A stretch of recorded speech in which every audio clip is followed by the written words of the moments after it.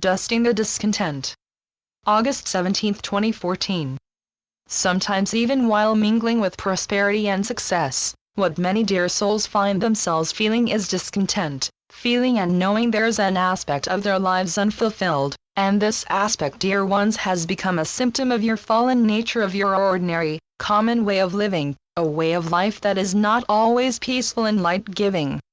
Turbulent emotions, unorganized way of dealing with both inner and outer selves is like trying to remove dust. As long as you allow yourself to see with a narrowed view, your eyes will feel as if they're coated in dust. The discontent you are feeling could be something embedded with your spouse, your job, or something else. When you begin connecting the dots, learning the root of your discontent through and by being truthful and honest with what you discover, then the dust will begin to fall from your eyes.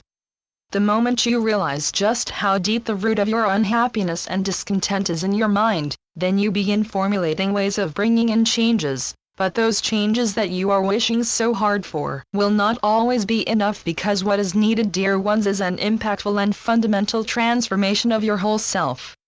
It then becomes natural for a man or woman to wish for transformation of their personality, to be able to emerge new from the ashes of their old self. This, dear ones, is a persistent pull of your own divine heart. Attaining transformation is one of the oldest spiritual quests among human culture. It offers life-affirming clarity, it brings peace to both heart and mind, and tranquility to the rest of your body.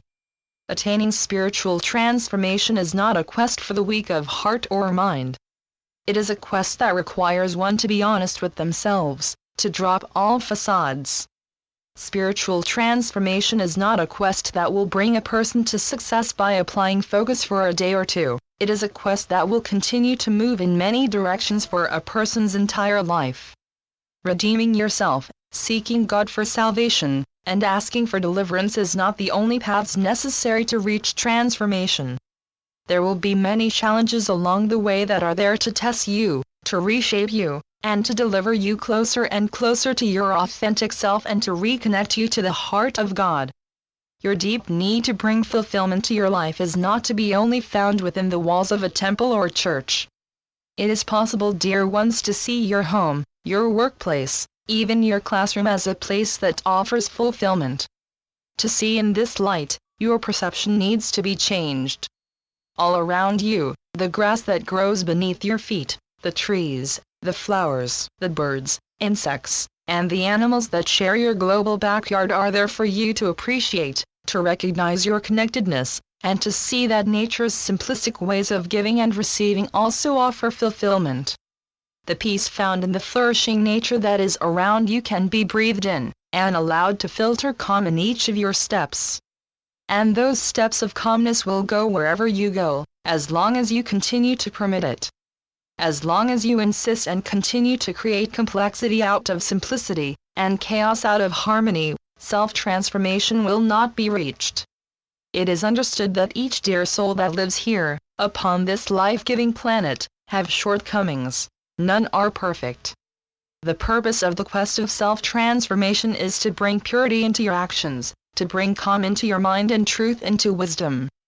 Such a journey also helps one to develop compassion and concern for others, and the rest of the world.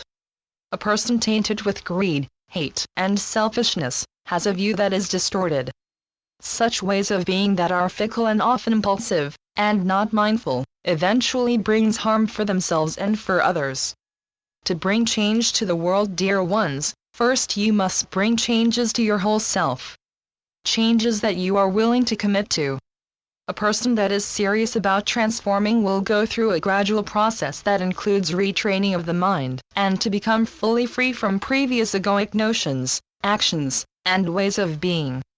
Spiritual self-transformation affects many aspects of your way of life, including the way you think. As one begins their journey of self-transformation, they must learn to abandon from their mind all that is harmful, unkind, and unwholesome for the development and creation of thoughts and ways of living and being that are pure, good and wholesome. Part of reaching self-transformation, dear ones, is to understand the importance of relinquishing all and any attempts to create a sense of firm personal identity. Become acquainted with your non-self. Every time you use I or mine, you are establishing personal identity and projecting a clinging-like personality, and when one clings or attaches to any object, even a person emotionally, suffering is normally the end result. You are encouraged to liberate yourself from further suffering by ending the need to use I or mine, use ours or we. Elevate yourself along the path to transform your personality by letting go of the need to cling, to attach to things, people, and other egoic tendencies. By doing so, your heart and steps will lead you to self-affirmation. We urge you to comprehend each step of your journey before progressing to the next.